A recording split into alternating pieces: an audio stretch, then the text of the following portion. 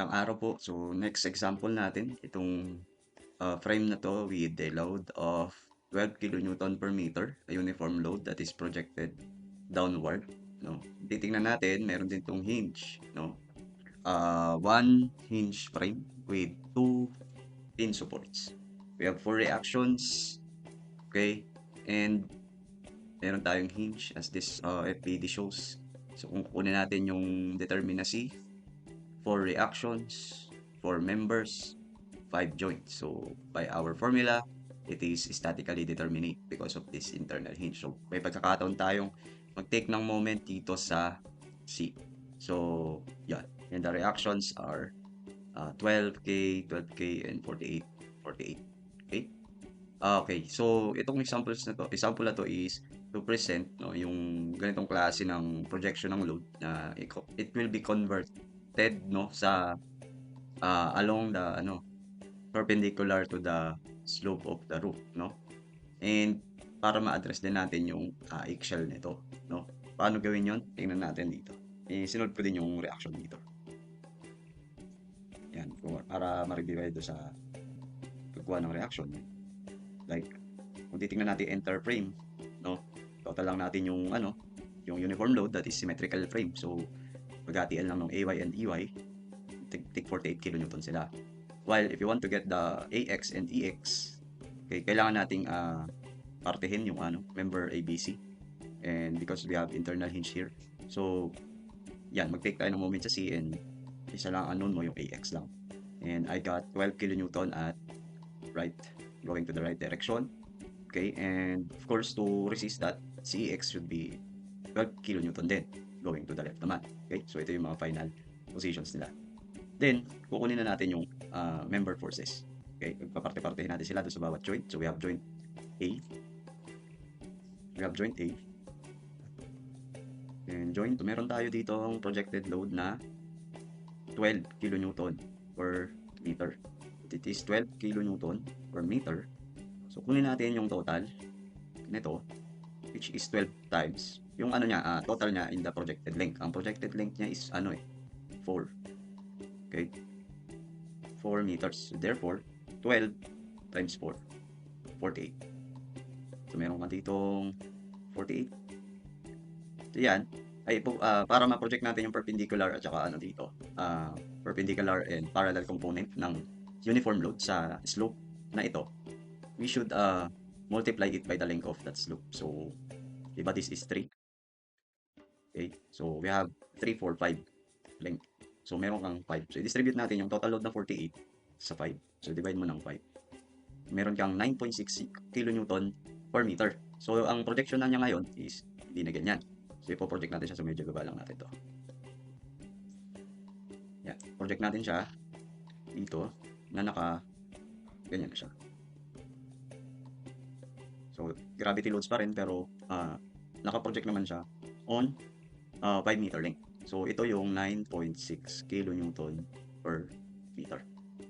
Ngayon, para ma-project natin siya sa perpendicular and parallel components, i-calculate natin yung 9.6, convert natin siya into perpendicular and parallel, na ang slope ay 3, 4, 5. Okay? Dali lang din gawin yun. Parang, kinuha mo lang siya as, yan, ganyang line na 9.6. Tapos, kunin mo yung slope niya. Okay? So, kung ito is 3, 4, 5, so dito naman yung mapupunta yung 4, dito mapupunta yung 3. So, ganyan. So, this is 9.6 kilonewton per meter. So, para makuha mo yung x-axis component, tapos ito yung y-axis component. Imagine nyo na lang.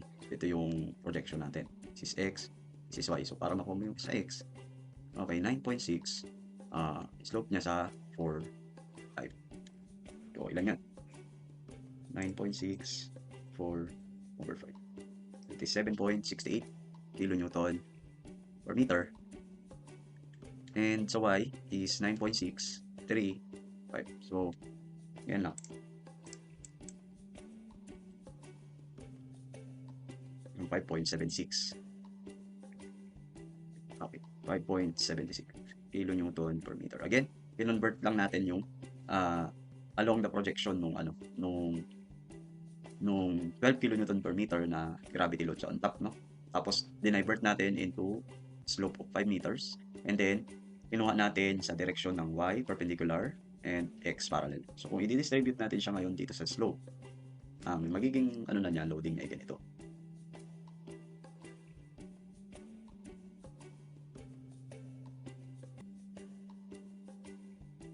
Sa kabila. So dahil symmetrical naman siya, ganoon na rin sa kabila.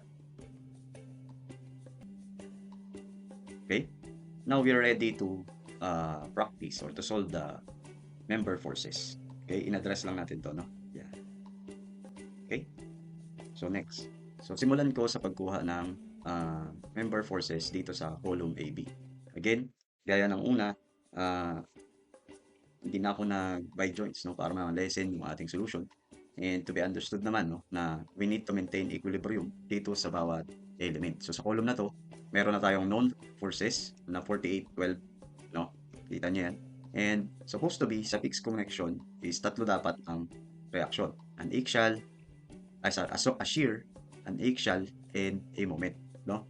So tingnan natin kung makakakuha tayo ng values. Umpisa natin sa shear, okay? To maintain the shear here at column AB, we need to counteract the 12. So 12 is going to the right. So dapat ang ating dito reaction is 12 then going to the left naman para mabalance na yung summation forces along X. Summation forces along Y to balance the 48. Meron siya dapat 48 dito. Okay? And para makuha natin yung moment dito, magkakaroon tayo ng moment dito. Pero dito, wala. Kasi, pin connected yung A. So, to balance the moment here, since dapat may moment talaga dito dahil fix ito, okay, mag-take ka ng moment sa B, no? At ang mag-take ng moment lang sa B is yung 12. So, therefore, if you take moments at B, that is 0, 12 times, tawag dito? 12 times the height of the column, which is 5. No, this is 5. So, 5. And, dapat equal sila ng moment yan.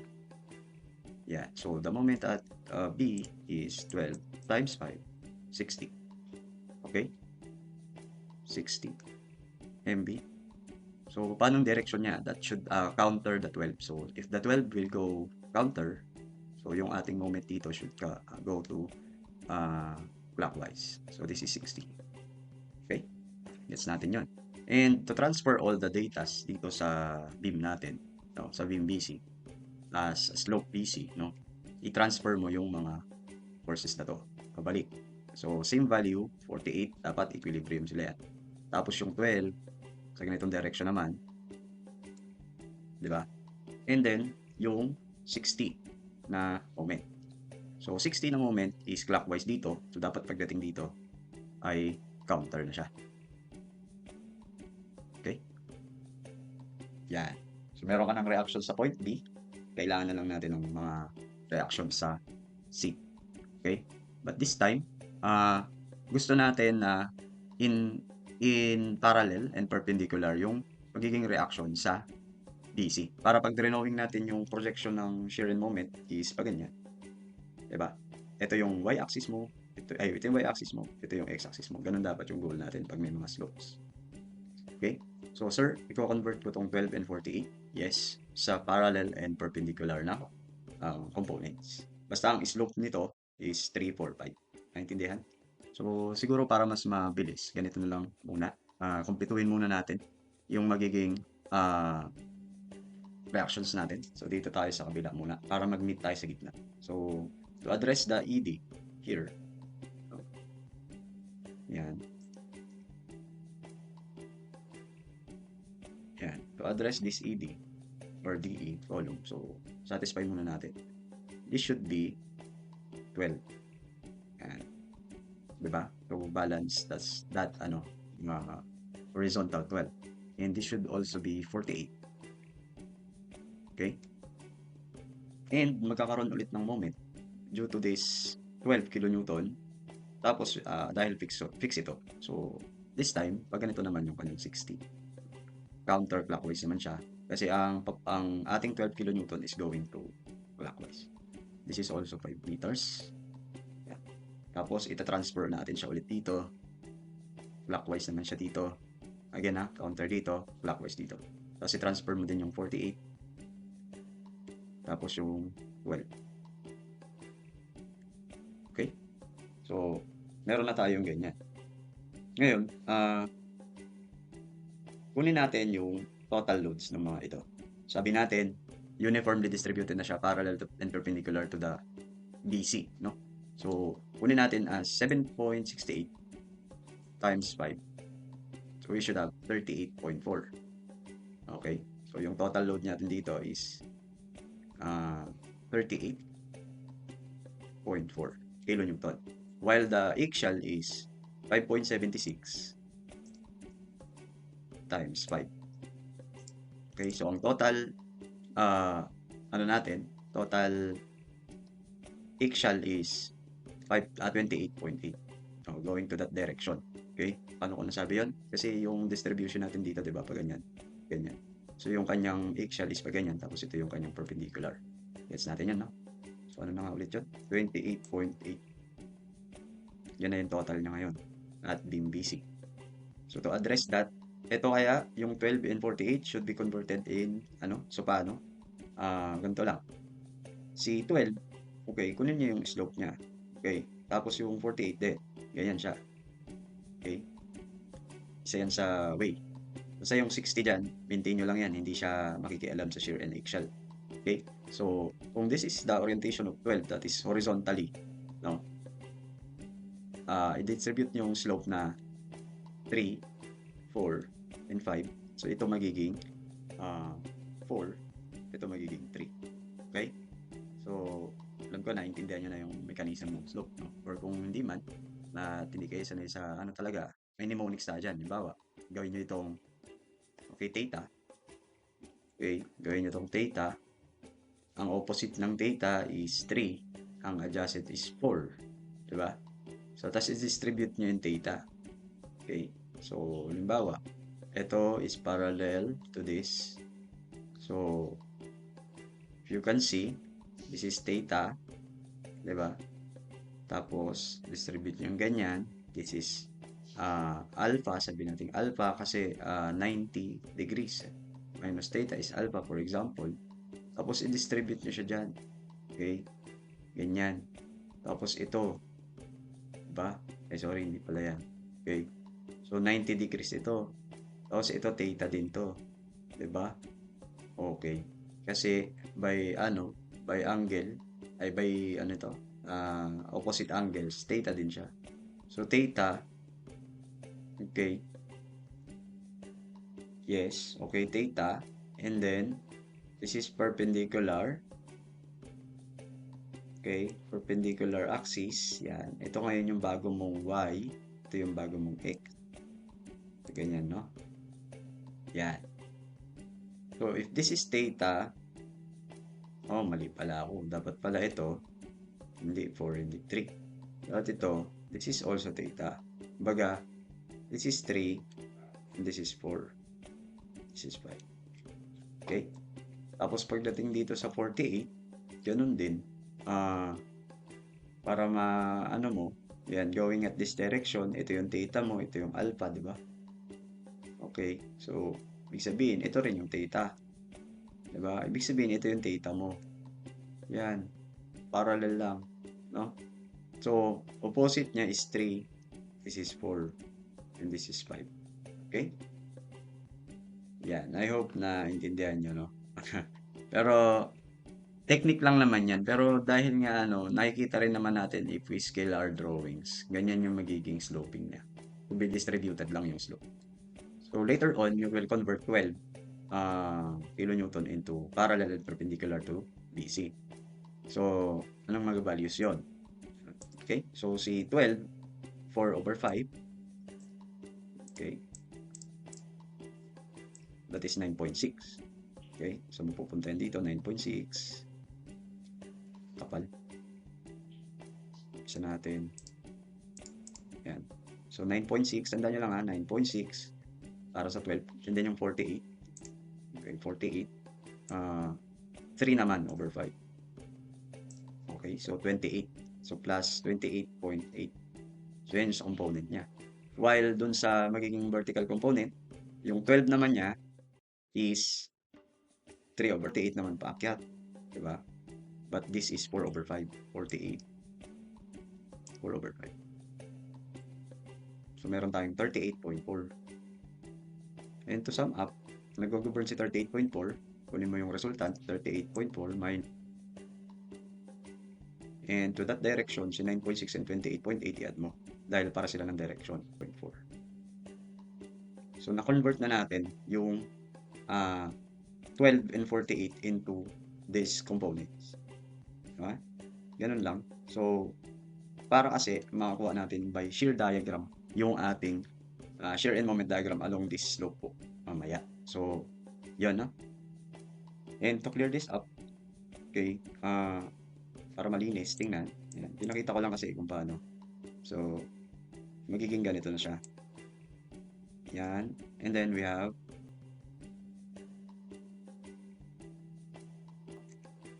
yan. Then, i-distribute na natin dito yung nakuha natin. So, we have summation forces. This is your, now your, yung y, and then yung x, di ba? Component.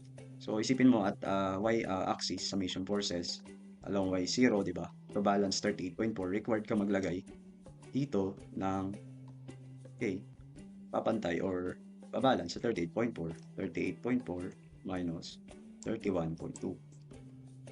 Yan. So, may 7.2 ka dito. That is the, to balance your, reactions. And then, to maintain the the 38.4 effect, no, dito. And meron ka pang 28.8 ditong axial. So, ilan na lang kulang natin? 38.4 minus 28.8. 9.6. Okay? So, yan. Isa yan sa mga diskarte natin na para makuha natin yung mga values na yan. Okay? Again sir, bakit pa natin kino-convert itong 12 and 48? Kasi nga, kapag nag-draw tayo ng shear and moment diagram ng slope na to is along the perpendicular and parallel to that slope dapat. So, converted dapat. Okay? So, yan. Another way kung paano natin ma-address yung ganito. Like, kinuha natin yung total.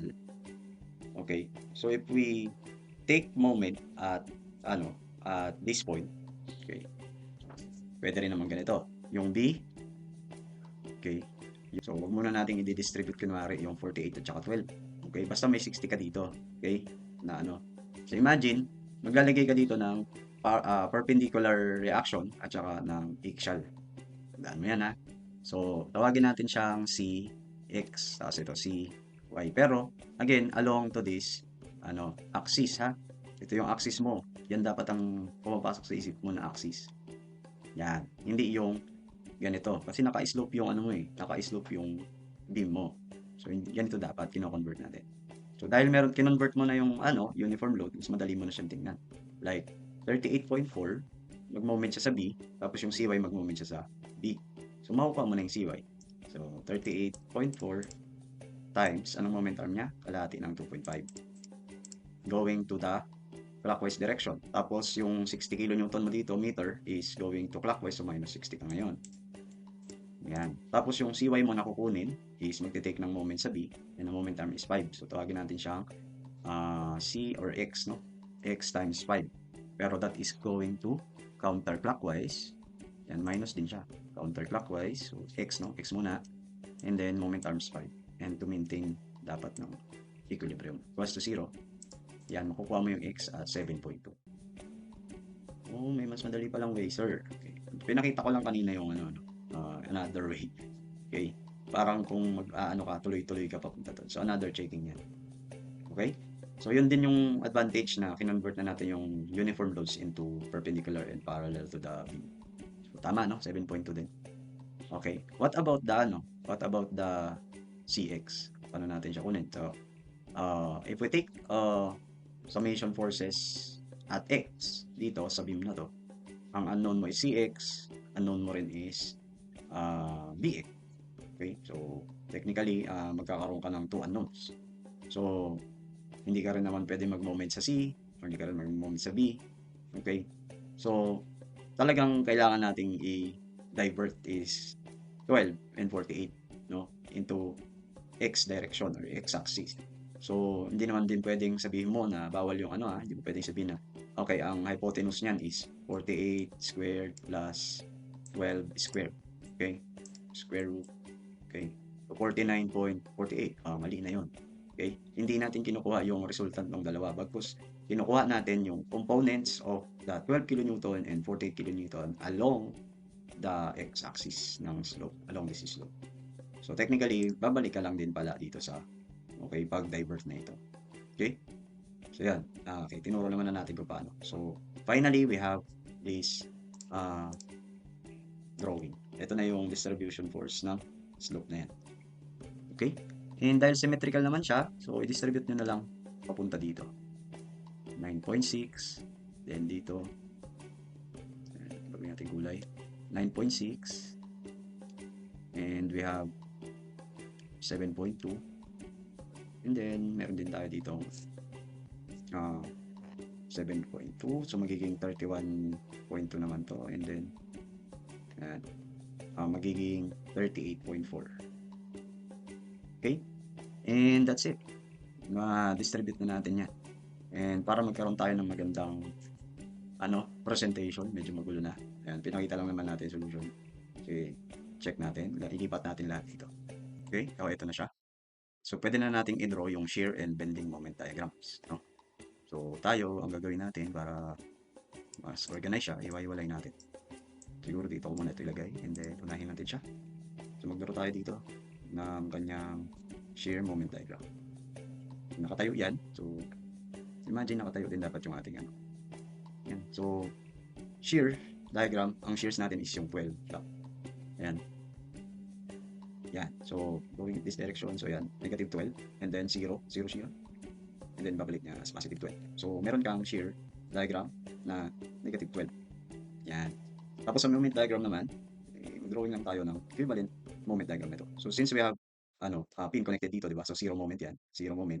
And then, we have an area. Area of shear is moment, di ba? 12 times 5. So, 12 times 5, 40. So, 60. So, moment niya, diagram niya is moment diagram.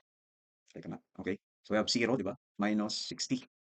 So, yan. 60. So, triangular lang siya. Okay, yan. And then, babalik dito yung 60 kasi may moment ka dito clockwise. Positive. So, this is negative 60. Kuha natin. From 0, pin connected, walang moment. And then, minus the area of this, okay, 60. And then, ibabalik ni moment 60, 0. Okay? So, ganyan. Yan yung moment diagram niya. And the qualitative shape, or eggshell, sorry, eggshell muna pala. So, this is moment diagram, no? And then, eggshell diagram. Meron tayong 48, 48 lang dito. So, that is negative compression. So, negative 48. Okay? So, ang effect ng natin dito, ng qualitative shape, paano? So, qualitative shape, may moment ka dito. So, magbe-bend siya at downward. So, negative yan. So, dapat going to positive. So, malungkot, di ba? Ganyan. Lulungkot yan.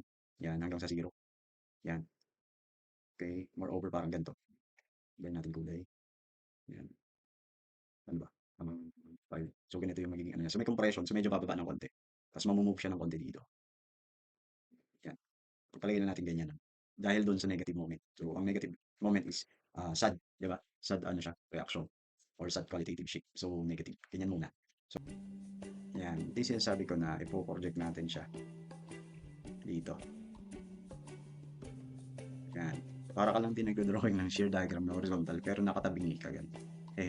Anyway, shear, 'di ba? Going to up. So 31.2. Yeah. 31.2. Gulo na na. Yan. 31.2.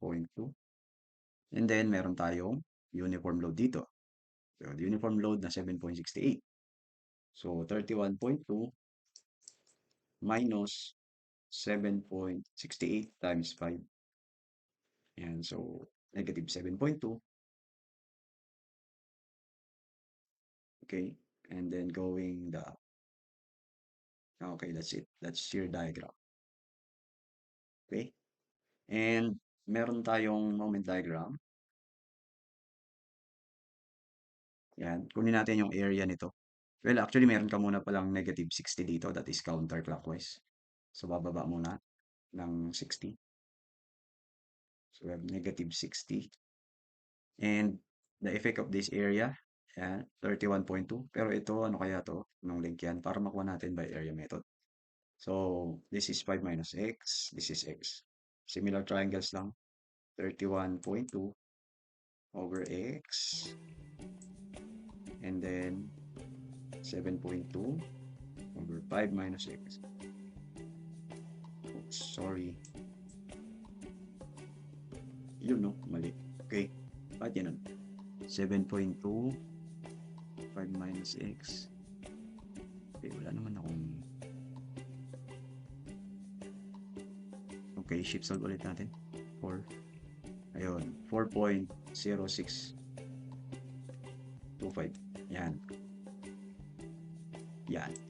So, kunin natin area nito, 31.2 times 4.0625 divided by 2. Yan. So, 63 ang moment.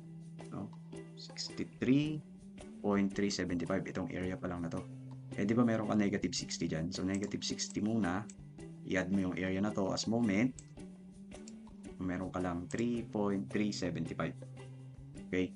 Dito sa point na to. Hanggang dito. 3.375. Saan ka ilalagay? Okay, dito hanggang dito. Yan. Okay. So, going to that direction, that is increasing downward. Decreasing, sorry. Decreasing. So, ang slope mo nandito. Yan. Parallel to x. So, ang curve niya pa ganyan. Okay? Medyo exaggerated na tayo dito. Dapat maliit lang. Yan. Okay. So, yun. Yan yung ating, 3.375.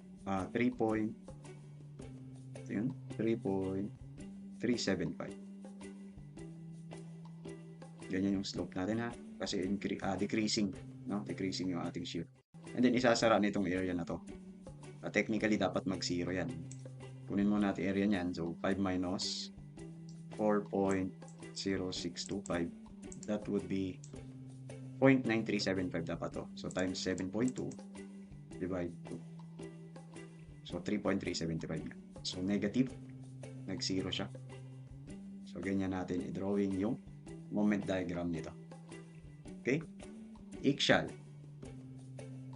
Axial is 9.6 tsaka 38.4 yung axial niya. So, para ma-drawing natin yan, so ginagawa natin kanina, parehas both ends, may 48, kaya linear siya. Pero this time, medyo, magkaiba. So, negative compression po, 9.6. Yan. Zoom natin. So, negative 9.6, tapos dito, negative 38.4. Okay? Then, pagdudugtongin lang natin sila. So, ganyan. Okay? So, by qualitative shape, paano kaya yung curve nito? Yan, titingin tayo sa moment diagram. So, tandaan lang natin kung paano nagde-deflect yung kung may positive moment, masaya siya, di ba? Ganon. And then, kapag negative moment, sad. Okay? May pagbabago ng effect. So, dito, masaya. And this time, malungkot. Yan. So, nakuha natin. Yung kulay ng kanina. Yan. So, ganyan siya. Qualitative shape natin. Due to the moment effect. So, may squeezing din siya because of the, axial load. So, medyo mas malaki yung, dito. Compression dito sa 38. So, medyo uusog lang ng konti yan. Iiksi, kumbaga. Due to the effect. Nangaranggalan lang. At least, alam nyo na yung bending niya. Okay? So, technically, we have the same approach here. So, parang gagayaan nyo lang din to. O baliktad dahil symmetrical naman siya. Parehas lang yan. Okay? Finally, we have a deflective shape ng ganito. Kunin natin to, i-adapt natin to dito. And we should maintain the angle. Diba? This angle. We should maintain this one. Kung meron man angle yan, mount. We should maintain that. No? And the orientation dun sa part na to is negative and then positive deflection. So, para siyang gumanyan. Okay? So, and the translation of the hinge. Yan. Yan. Pangit lang talaga yung drawing natin dito sa pencil. Okay, ayusin natin. Ayan, basta i-maintain mo yung angle niya. Kasi, i-treat natin flexible yung member. Yan. Dahil pin connected yan, hindi yan gagalaw sa baba. Yan. And dahil symmetrical sila, pangit lang talaga, sorry. Yan. Basta ganyan. Okay? Yun, napatino din. And then, ganyan siya. Yan, pasensya na sa drawing.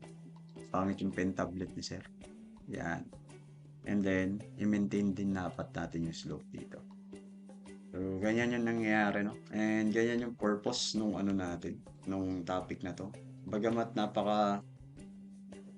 parang ang tagal lang, no? Na isolve. Yan. Pero, ayan, by concept naman, yan na papakita naman natin. And hopefully, mag-practice kayo ng mga ganitong slope members. Okay, and pakabusisiin mabuti yung ginawa nating diversion dito. Again, ang purpose ay kinukuha natin yung load perpendicular and parallel to the beam, no? Para na-drawing natin shear diagram. Okay? Shear diagram, moment diagram, and hake shot. Maraming pong salamat sa panonood. Let's go! Let the music play. It's time to celebrate.